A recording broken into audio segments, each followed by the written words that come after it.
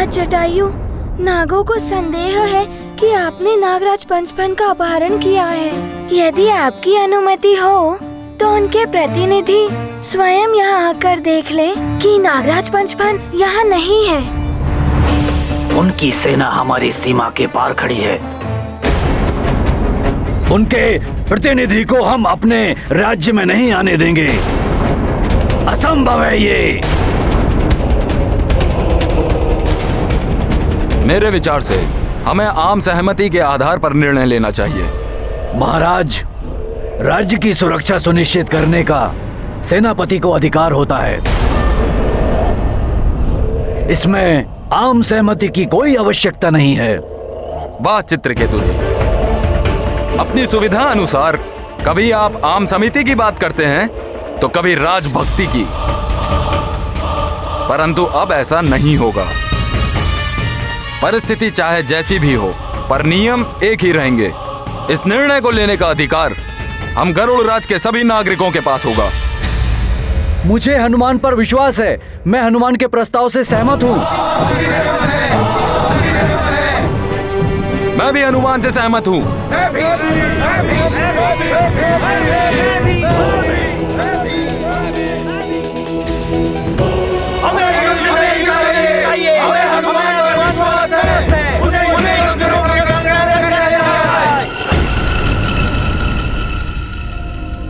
गरुड़ों और नागों के बीच जिस शांति के स्वप्न को सत्य बनाने के लिए तुमने इतना अथक परिश्रम किया था पंचफन, वो कल सदैव के लिए रक्त रंजित लालिमा में विलीन हो जाएगा। सूर्योदय की प्रतीक्षा करो पंचफन। युद्ध के दूत अपनी यात्रा प्रारंभ कर चुके हैं। कल प्रातः हमारा प्रयोजन सिद्ध होगा। गरुड़ों का सर्वनाश होगा और दिव्य पंख हमारा होगा।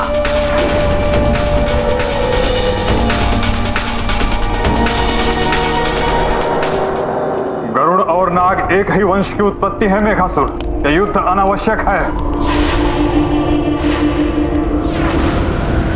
एक ही वंश की उत्पत्ति है तो सदैव हमारे साथ भेदभाव क्यों किया जाता है? सागर मंथन से प्राप्त हुए अमूल्य रत्नों से हमें क्यों वंचित रखा गया? थोड़े से विष के अतिरिक्त क्या प्राप्त हुआ हमें? मैं मेघासुर वो अधिकार दिलाऊंगा नागों को जो तुम वासुकी और अनंतनाग नहीं दिला पाए। ये जो तुम कर रहे हो अनुचित है मेघासुर। संसार विजय की जय घोष करते समय उचित अनुचित का विचार नहीं करता पंचफन। मेघासुर नागों को सर्वशक्तिमान बनाएगा। तुम्हारी पराजय होगी मेघासुर।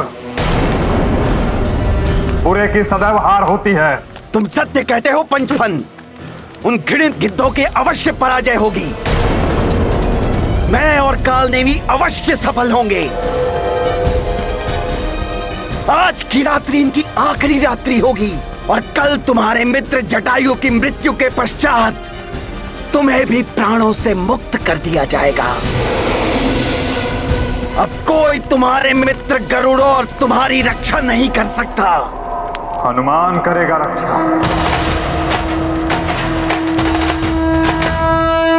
हनुमान।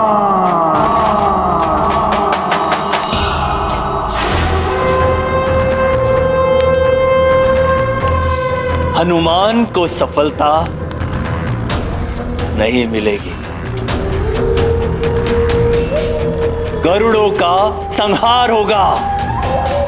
मृत्यु के पूर्व वो यही चित्कार लगाएंगे, चीख चीख कर प्रलाप करेंगे।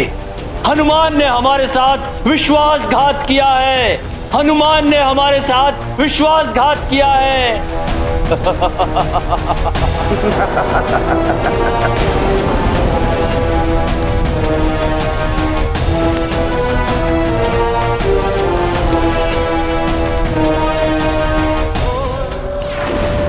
इतना बड़ा षड्यंत्र रचा गया है। हनुमान को समय रहते ये सब ज्ञात नहीं हुआ तो अनर्थ हो जाएगा। मित्र हनुमान,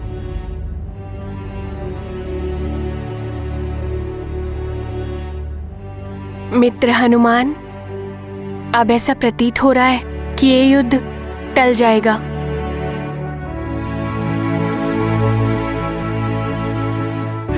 अपना धर्म निभाया है।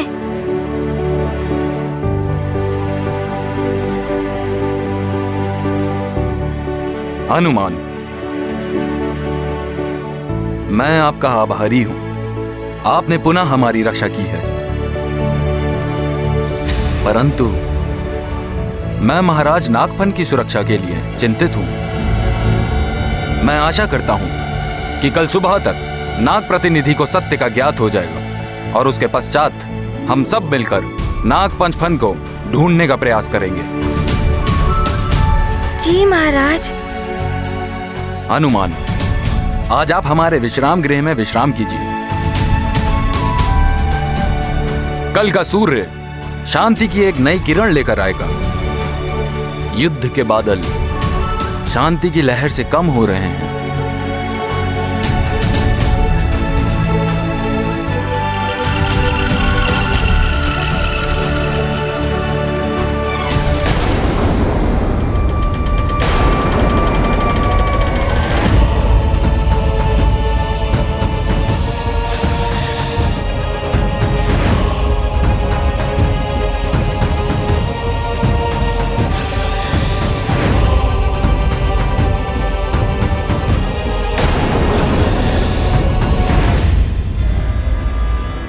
सुग्रीव, केसरी ने हमारे निमंत्रण का कोई उत्तर नहीं दिया। भैया, हमने दूत भेजा है, वो पहुंच रहा होगा। मैं चाहता हूं कि केसरी को यह ज्ञात हो जाए कि महानतम वाली अब किष्किंधा के महाराज बन गए हैं। किंतु भैया, ये किंतु परंतु त्रस्त आ गया हूं मैं इस किंतु परंतु से। यदि केसरी ने स्वयं यहां आकर मेरा अभिनंदन नहीं किया तो मैं ये बलपूर्वक भी कर सकता हूं। इस सभा में भाग लेने के लिए आप सब आमंत्रित हैं। महाराज बाली।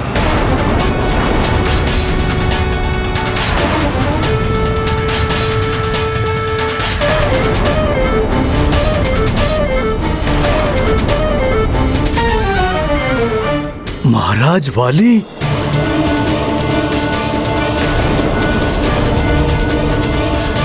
दूत, शीघ्र बताओ, मित्र ऋक्षराज सकुशल तो हैं?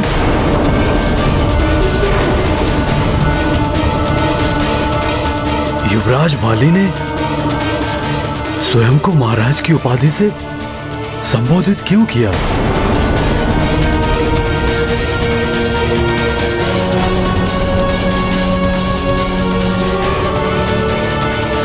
महाराज केसरी। प्रणाम महाराज। प्रणाम राजपुरोहित जी। प्रणाम। महाराज केसरी जी, किष्किंधा में दुर्भाग्यपूर्ण घटना घटित हुई है। युवराज ने अपने पिता महाराज को सिंहासन से उतारकर उनके सिंहासन पर स्वयं आसीन हो गए हैं। हम बड़ी कठिनाइयों से अपने प्राण बचाकर वहां से निकले हैं। जी महाराज केसरी जी, अब किष्किंधा के राज सिंहासन पर महाराज वाली विराजमान हैं। उन्होंने वन के समस्त राजाओं की सभा का आयोजन किया है। उसके लिए आपको भी सादर आमंत्रित किया है। युवराज वाली से कहना मैं उनके आमंत्रण पर विचार करूंगा और उस पर अपनी सहमति अथवा असहमति से अवगत करवा दूंगा। ठीक है महाराज।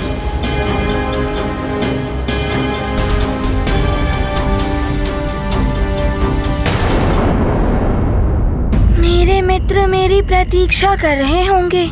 यदि शीघ्र ही ये युद्ध रुक गया तो मैं शीघ्र ही सुमेरु लौट जाऊंगा और अपने मित्रों से मिलूंगा। तुम भी मेरे साथ चलना। मैं अवश्य चलूंगा भैया हनुमान।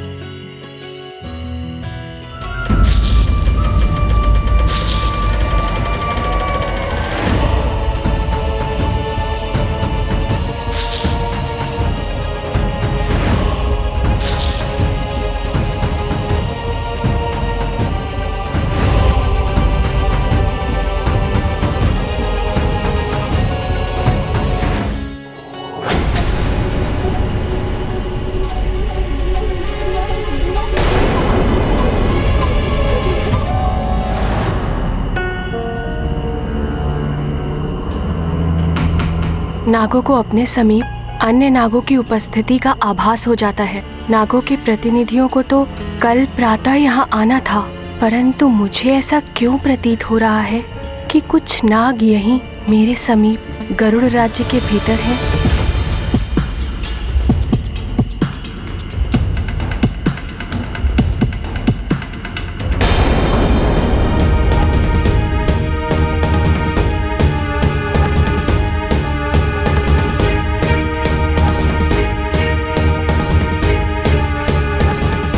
कितनी कठिनाइयों से मित्र हनुमान ने शांति प्रस्थापित की है।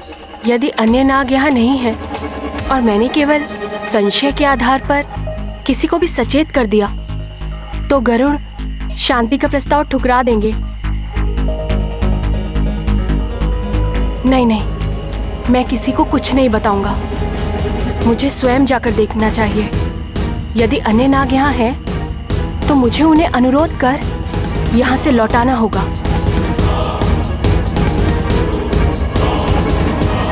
मित्र हनुमान, मित्र हनुमान, हम नागों को वट वृक्ष के फलों का स्वाद अत्यंत प्रिय होता है। उसका अनूठा आनंद उसके समीप जाकर ही प्राप्त होता है। तो मेरी इच्छा हो रही है कि मैं मेरा कुछ समय बाहर वट वृक्ष के पास व्यतीत करूं। यदि आपकी अनुमति हो तो मैं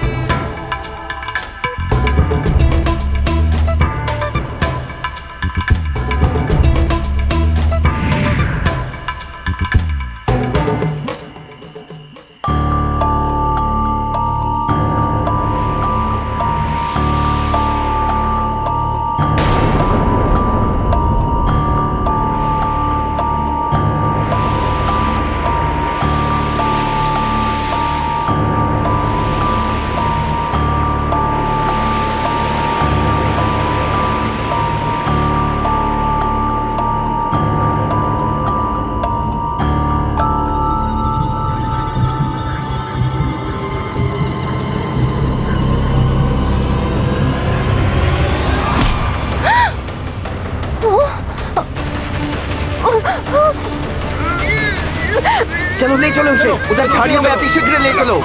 चलो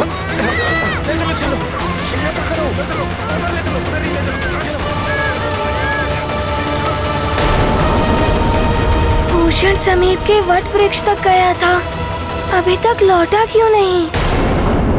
ये बाली का जाल है महाराज केसरी। मैं इसलिए शीघ्र ही आपको चेतावनी देने के लिए यहाँ पर चला आया कि आप बाली का निमंत्रण स्वीकार ना करें। महाराज उसकी योजना है कि वो अपनी सभा में समस्त राजाओं को बुलाकर उन्हें कारागार में डाल देगा और फिर स्वयं को महानायक घोषित करके अपनी प्रभुता स्थापित कर देगा। महाराज, मित्र ऋक्षराज मेरे दुख एवं सुख के साथी हैं। वो मेरी विपत्ति में सदैव मेरी ढाल बनकर खड़े रहे। जब कालदेव मेरे प्राण हर कर ले गए थे, तो वो मेरी एवं मेरे परिवार की सहायता के लिए दौड़े चले आए थे। आज उनके संकट का समाचार सुनकर मेरा हृदय द्रवित हो रहा है। कुछ भी हो, उनकी विपत्ति के समय पर उनकी सहायता के लिए मैं अवश्य जाऊंगा। परंतु महाराज केसरी जी, बाली की महत्वाकांक्षा ने उसे अंधा कर दिया है। हो सकता है वो आपको भी क्षति पहुंचा दे। महाराज बाली मेरे पुत्र के समान है। वो स्वयं मेरे पुत्र हनुमान के समान है। यदि पुत्र मार्ग भटक जाए तो उसे उचित अनुचित पथ का ज्ञात कराना हमारा कर्तव्य है। वो अवश्य मान जाएगा। वो मेरी बात मानकर अपने पिता ऋक्षराज को कारागृह से मुक्त कर देगा। नहीं महाराज, वाली के दम ने उसके विवेक को हर लिया है। वो किसी की कुछ नहीं सुनेगा। तब मुझे वाली से युद्ध करके अपने मित्र ऋक्षराज को मुक्त कराना ही होगा।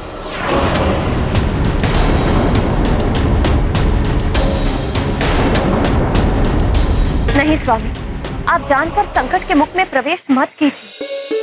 हनुमान भी गरुड़ राज्य गया हुआ है। आपको हनुमान के लौट कर आने की प्रतीक्षा करनी चाहिए। तब तक बहुत देर हो जाएगी अंजना।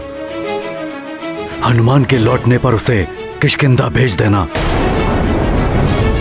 मेरे मित्र ऋक्षराज और उसके दोनों पुत्र वाली और सुग्रीव पर भयंकर संकट छाया हुआ है।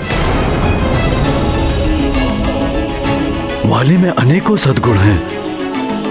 वो अवश्य किसी के दुष्प्रभाव से प्रभावित है। मैंने विलंब किया तो न जाने वहां क्या अनर्थ हो जाएगा। तुम चिंता मत करो, मुझे विश्वास है वाली मेरी बात मान जाएगा। किष्किंधा के लिए मेरे प्रस्थान की शीघ्र व्यवस्था की जाए।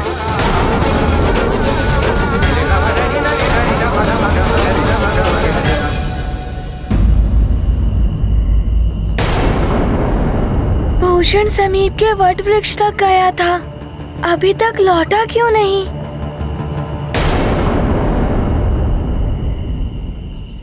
हनुमान भैया, मैंने एक भयावह दुस्वप्न देखा। रक्तपात, जनसंहार, मृत सैनिकों से पटी रणभूमि, जिसकी कल्पना ही इतनी डरावनी है, वो प्रत्यक्ष में कितना भयावह होता होगा। नागों और गरुड़ों का युद्ध टल जाएगा ना? मित्र चितांतक, युद्ध तो सदैव विनाशकारी ही होता है, परंतु तुम चिंता मत करो। हमने अथक परिश्रम करके शांति के जो बीज बोए हैं, वो अवश्य अंकुरित होंगे। कल नाग प्रतिनिधियों के समक्ष सत्य प्रमाणित हो जाएगा कि नागराज पंचफन गरुड़ राज्य में नहीं है। तब इस युद्ध का कोई कारण शेष नहीं रहेगा।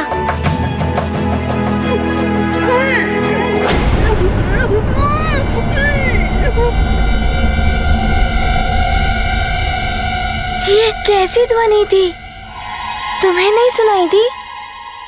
नहीं तो, मुझे तो कुछ सुनाई नहीं दिया। ये ध्वनि मेरा भ्रम था या किसी भावी अनिष्ट का संकेत?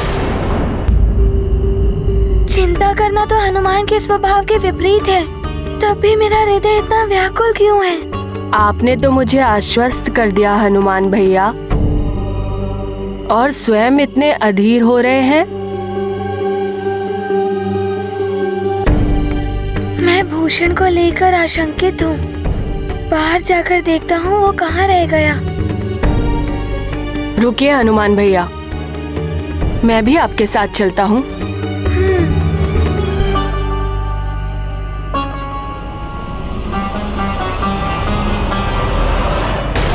सुग्रीव, क्या किसी राजा ने मेरा निमंत्रण स्वीकार किया? अभी हमें किसी का उत्तर प्राप्त नहीं हुआ है। इसका अर्थ ये तो नहीं कि वो मेरे महानतम वाली महाराज वाली के आदेश की अवमानना करेंगे। कोई बात नहीं, वे स्वेच्छा से नहीं आएंगे तो महानतम वाली उन्हें बलपूर्वक यहाँ ले आएगा। मित्र भूषण, कहाँ हो तुम? भूषण, कहाँ हो? मित्र भूषण, तुम कहाँ हो? किधर हो तुम? भूषण! जल्दी से और आ रहा है, चलो इसे कहीं और छुपा दे। मित्र भूषण, कहाँ हो तुम? किधर हो तुम? मित्र भूषण! भूषण!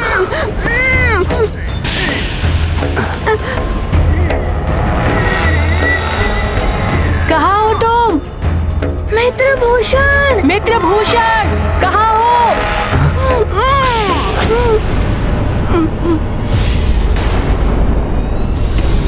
भैया हनुमान, आपको ये ध्वनि सुनाई दी? नहीं तो। हाँ, संभव हो सकता है कि भूषण हो। मित्र भूषण मित्रभूषण। मित्रभूषण, हम तुम्हें ढूंढ रहे हैं। कहाँ हो? वो देखिए हनुमान भैया, वो आकृति। वो तो तुम्हारे मन का भय है, बस झाड़ियाँ ही तो हिल रही हैं। चलो जाकर देखते हैं।